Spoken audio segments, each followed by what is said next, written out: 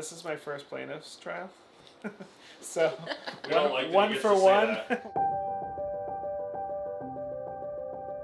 It's been long. It's been long. The case was filed in March of 2018.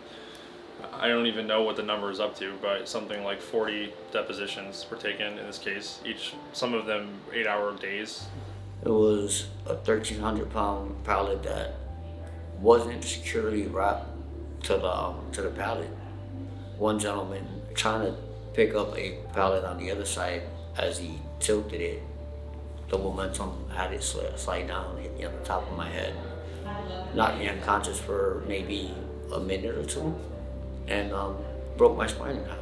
My friend, a lawyer named Jay Ruane, Jay had a luxury box at like the Bridgeport Sound Tigers, like the minor league hockey game, and he gave away some tickets, and Mikey's brother Felix went to the game that night, and he said, "Oh, you're a lawyer? Well, my brother needs a lawyer." And he's like, "Oh, what happened?" He's like, "Well, he's paralyzed at work." And he's like, "I got guys for you." He's like, "I don't do this kind of work, but I got top guys for you."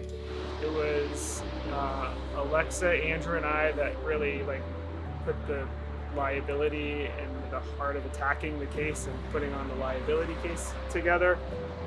Ryan was instrumental in organizing and helping make sure we had really important damages witnesses that were people that from his entire life that would come back. And then basically since March, it's been endless. Preparing for the mediation in June, which was short-lived, but then the preparation still mattered. And then from then until now. I was shocked.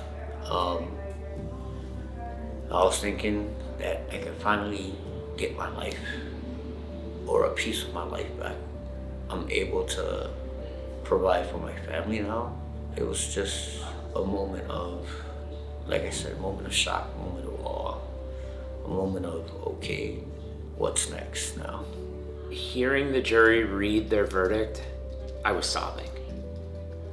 I mean, I was just sobbing. It's still days later, it just hits. Final verdict as to them, because 10% was assigned to the forklift operator, $90 million.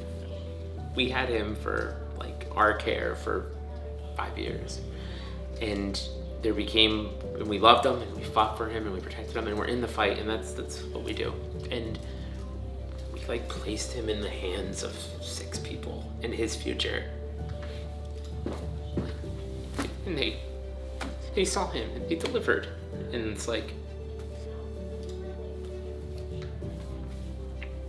why I'm sobbing. That's why I probably will always sob at that. It's powerful. It's justice, and it doesn't always happen. We can't always make it happen, but when it does, and when it happened for somebody we love, the jury finished the job.